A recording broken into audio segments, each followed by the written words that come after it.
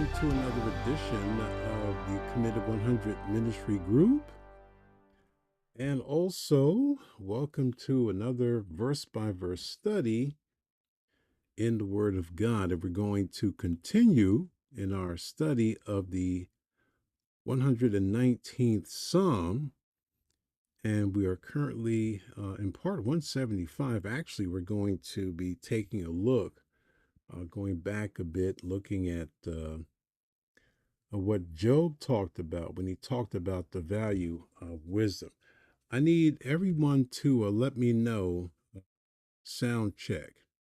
If you can hear this, let me know how you hear it, because you know what? I don't think I'm going to start mess with this today. I don't think whatever's going to be is going to be. Just stop. Just don't mess with it. It's just, it's good where it's at. So just leave it alone. But if you can hear me, just drop a little note saying, yeah, we hear you. And that's it. Interestingly enough, verse 127 of this 119th Psalm says, therefore I love thy commandments above gold, yea, above fine gold. And we began to take a look at one of the greatest chapters, I believe, in the Bible in regards to the value of wisdom. And that's in Job chapter 28. And the first few verses, which we did not get into, Job talks about the expense and the dangers and the ignoring of life, as it were, that men place upon searching for treasures and gold and things of that nature. They would move heaven and earth literally to look for hidden treasures. And then he asks the question in verse 12 of Job 28, but where shall wisdom be found, and where is the price of understanding? Man knoweth not the price thereof, neither is it found in the land of the living. The fact is, mankind has never known and doesn't really know right now the value of God's wisdom, nor is it found in the land of the living. In other words, God's wisdom is the source is not from earth. Doesn't come from man, doesn't come from being smart, doesn't come from being intelligent, earthly speaking. You know, Paul, in his writing to the Corinthians, his first epistle, makes it clear that there are only two modes of understanding. That's the wisdom of men and the wisdom of God. And that's it. And everything that intellectually has its source down here, James says it's earthly, sensual, and demoniacal. So the source of all of alleged wisdom on earth, it is definitely not the same in any regards to the wisdom that is from above. Okay, that both Paul and James talks about. Thank you very much, Dee and Jeffy. So there's clear distinction between the wisdom of man and the wisdom of God. And God's wisdom, of course, is the most valuable treasure in the life of a man or woman who obtains it. And those few who do understand that. And God's wisdom cannot be compared to all of earth's wealth, because the value of God's wisdom is priceless. We don't know what's really priceless. Verse 14 says, the depth saith, it's not in me. The sea saith, it's not with me. So the deeps and the sea said, nah, wisdom can't be found me. Through me, it's not in us. Verse 15, it cannot be gotten for gold, neither shall silver be weighed for the price. You can't give enough gold and silver to have a value that's greater than the wisdom of God. It cannot be valued with the gold of Ophir, with the precious onyx, or the sapphire. So none of the best gold, the most beautiful of all kinds of costly stones, can't even mention it, can't even compare. Gold, the gold and the crystal cannot equal it. The exchange of it shall not be for jewels of fine gold. So you can't place a human monetary value upon that which is priceless. Verse 18 says, no mention shall be made of coral or of pearls, for the price of wisdom is above ruby. So corals and crystals are not to be mentioned. The acquisition of wisdom is above that of all precious stones. Period. Verse 19, the topaz of Ethiopia shall not equal it, neither shall be valued with pure gold.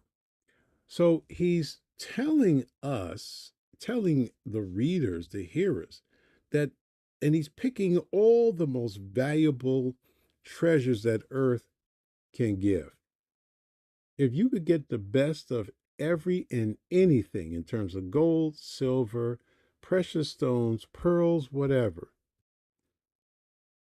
you could not even begin to compare the totality of all of that with the value of the wisdom of God. Now, there are a lot of people that want the stuff. They want those things that, are earthly. They do. Let's not kid ourselves. There are multitudes of people seeking it. They're worried about losing it. They want more of it. And, stocks are going down, gold's going up. So here comes the gold trader saying you need to load up on gold, blah, blah, blah. The crypto people, the cryptos are coming out the rocks and saying if you buy $50 worth of crypto coins from this particular group in a few months, you can make X number of dollars. Like that's something they could predict and do. They have no ability to do it. Even if it were true, it has no value compared to the wisdom of God.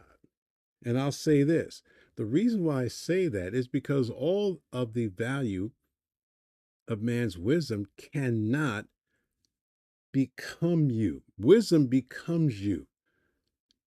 Okay, you're filled with the Spirit of God if you're a Christian. So all the wisdom of God comes with that. And if you and I are seekers of wisdom, that becomes us. That creates in us a new person. We're constantly growing in the image of Christ since salvation. All the wealth in the world can't do any of that. Not at all. And so Job asks the question, whence then cometh wisdom? And where is the place of understanding? Those are good questions. Well, since you can't find it down here, then the obvious question is, where does wisdom come from? And where is the place of understanding? Okay, he tells us. Well, since God's wisdom is valuable beyond measure, of any of all of the most expensive of all precious metals and gems, and its origin is not of this world, then where does it come from? Seeing it is hid from the eyes of all living and kept close from the fowls of the air. Now, that's a very important point, too, because there are a lot of people that are declaring that you can seek the wisdom of God anywhere. Y'all better read this Bible. I'm telling you right now, we need to stop. We say a lot of things unaccountable to truth and unaccountable to correction. Well, anyway, whoa, wrong pane. Sorry about that. God's wisdom is concealed from the eyes of all living and hidden from the birds of the sky. And you say, well, didn't you teach? No, stop right there. Okay, stop right there, trying to find a contradiction.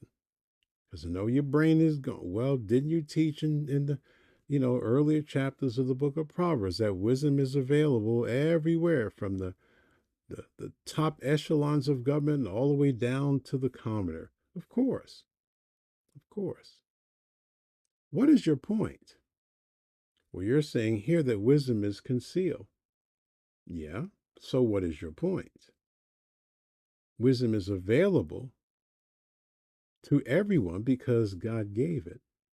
We're talking about the source of wisdom. Where does it come from? See, you trap yourself by trying to find some fault. God's wisdom is concealed because the source is from heaven. Destruction and death say, well, we've heard of the fame thereof with our ears. So Abaddon is the place of destruction and ruin. Abaddon appears in parallel with Sheol and death. It represents the dark side of existence beyond death. Death or the place of the dead said, with our ears we have heard a report of it. And all of this is to say that the source of God's wisdom is nowhere to be found on earth or under earth or the sea or the grave. It is not in the natural realm where God's wisdom is found. And this should alert us to the simple fact that if we're going to find it, then we must go to the source where it is to be found, and that source is God Himself. If you're going to try to find wisdom down here, and this is the starting point of your wisdom search, and you haven't opened that Bible and really looked at this and understand the fear of God is the beginning of wisdom and understanding and knowledge of God. Until that's done, you've wasted your time. There are too many people that believe and practice that you can find God's wisdom under everything. Well, no, the Bible said it's concealed as of source. The source of wisdom is from above. It's not down here. Not at all. God understandeth the way thereof, and he knoweth the place thereof. So God has complete and everlasting knowledge of the way of wisdom and the origin of wisdom. Now, it's not from earth, obviously, because that's what the text is saying. So it comes from above. God understandeth the way thereof, he knoweth the place thereof. For he looketh to the ends of the earth, and seeth under the whole heaven, to make the weight of the winds, or for the winds, and he weigheth the waters by measure. When he made a decree for the rain, and a way for the lightning of the thunder, then did he see it and declare it. He prepared it, yea, he searched it out. So God looked to the ends of the earth and sees everything under the heavens. When he imparted weight to the wind and meted out the waters by measure, and when he set a limit for the rain and a course for the thunderbolt, then he saw it and declared it. He established it, also searched it out. And all of this is to say that God is a creator and that man should recognize that fact. His great power is revealed through the events even of a thunderstorm. Verse 28, and unto man he, being God, saith, behold, the fear of the Lord, that is wisdom, and to depart from evil is understanding. You want to know where wisdom comes from? Wisdom, as we just read, comes from the Creator, the one who measured everything, the winds and the waves and the sea and the planets and the earth and everything. Wisdom, as of source, comes from above. Wisdom, as James says, descends from above. It's not earthly, sensual, demoniacal as the wisdom of this world. The wisdom that is from above is first pure. Okay, it's holy. So any alleged talk about the wisdom of God that's not holy, well, we know that person saying it is a liar, and under the movement of demons, seeing that the wisdom of this world is demoniacal as far as its source is concerned. It's anti-God. And that shouldn't be a surprise that when you listen to the wisdom of the world, it is anti-God, anti-Christ, and anti the plan of God. It does not consult with God, not the God of Scripture.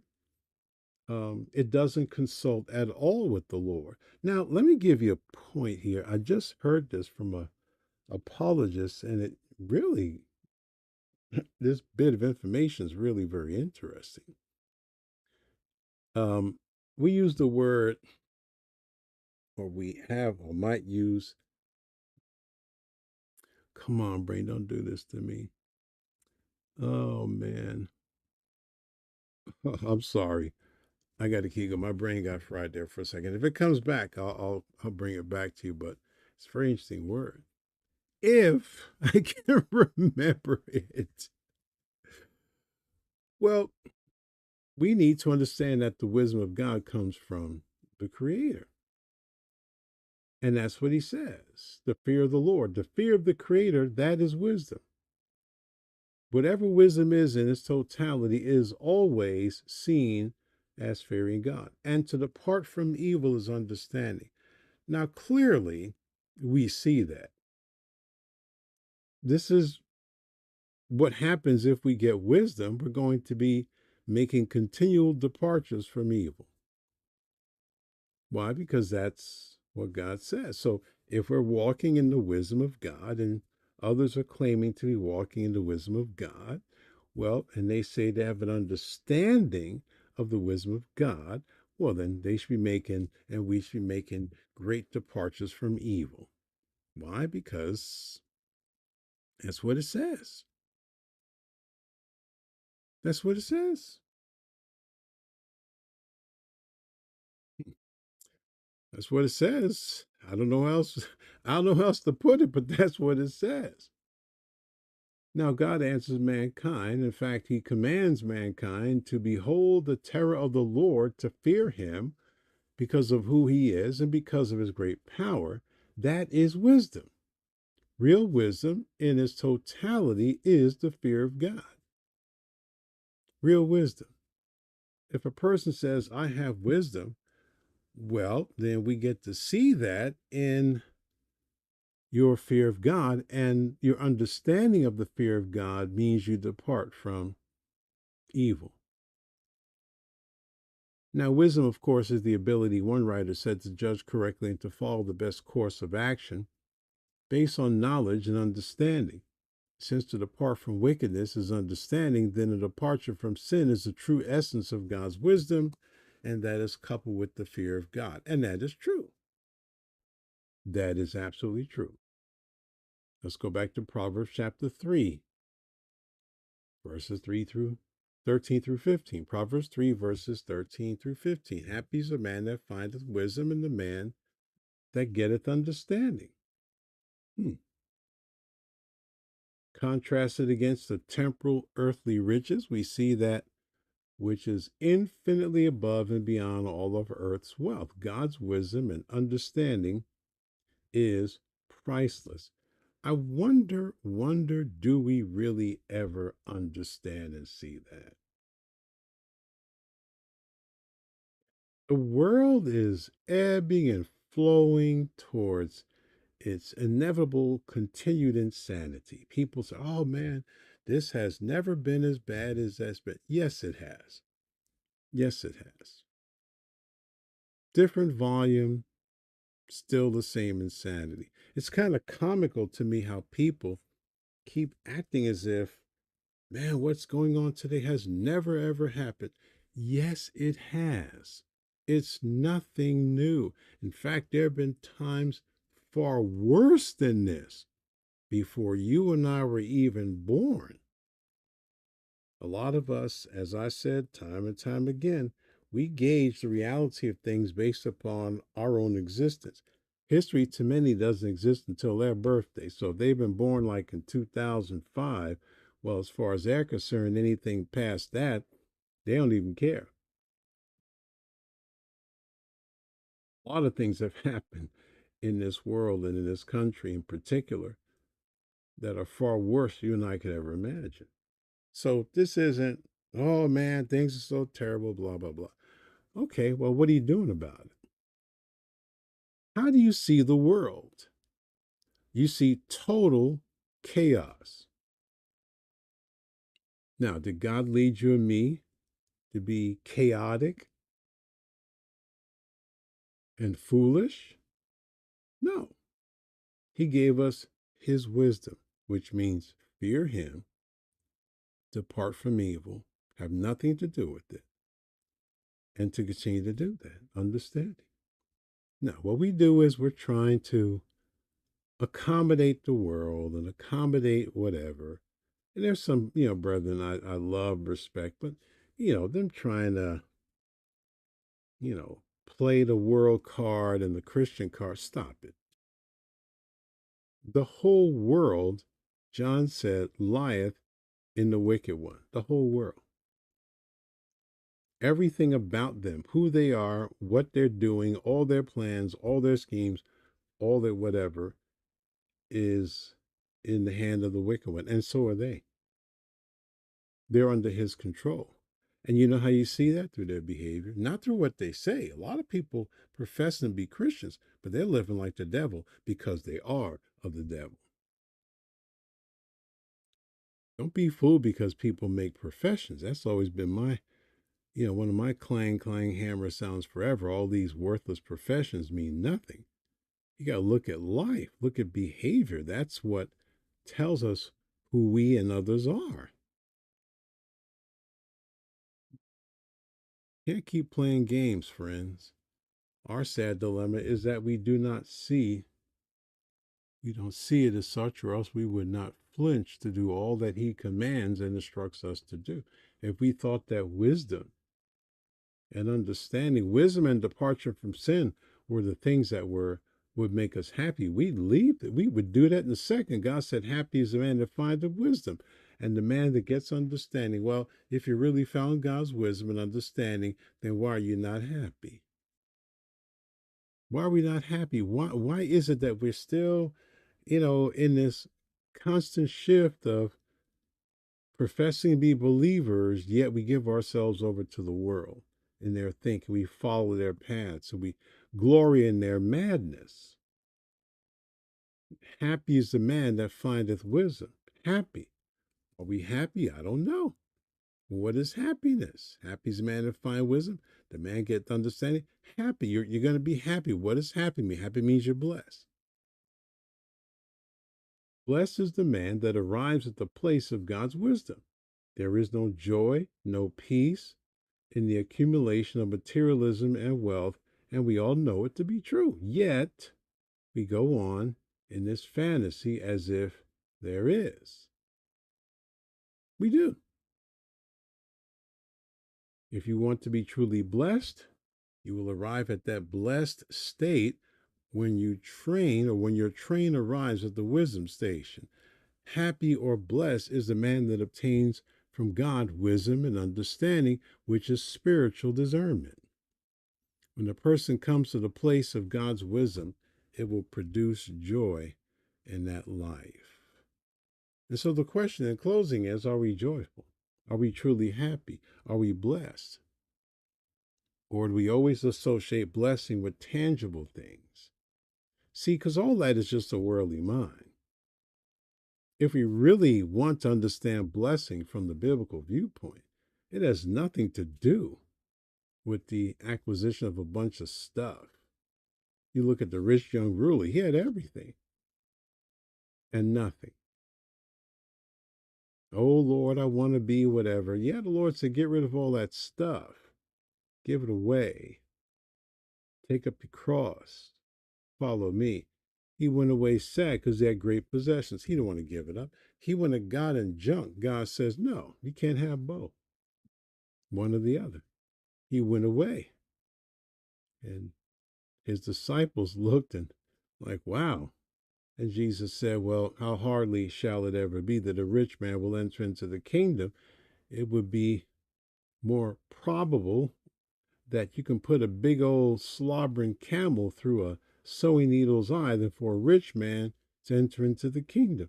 And his disciples were shocked and said, who then can be saved? You know why they said that? Because they associated riches with the blessing of God and salvation, just like many fools today. Nothing changes but today. Jesus said, with men, this is impossible. With God, all things are possible. Man can't be saved apart from God. There's nothing in a man that's worth saving in the first place. With men, this is impossible. If all you want is a bunch of stuff, well, you can get it, but you'll never have wisdom. You'll never have joy. You'll never depart from evil. And I always notice times like these, where you have all this triggering of stuff going on in the world, all the spiritual I notice that I post usually gets ignored. I mean, not that it's important for me to think that everybody wants to listen to the crazy preacher. No, but I just noticed that usually people that post a lot of spiritual stuff, when all this turmoil goes on, they start becoming suddenly historical experts on the Israeli and Arab affairs. They become suddenly historians. No, you're not. Or you become doctors, or you become scientists, or you become, chemical analysis experts and what have you. The thing I find comical, I was going to post it but decided not to even bother with it, is because I'm watching this this floodgate of AI created nonsense and AI created news posts and AI created media. Look at what happened over in so and so. And those actual videos are like 5, 6, 7 years old, but you would know it.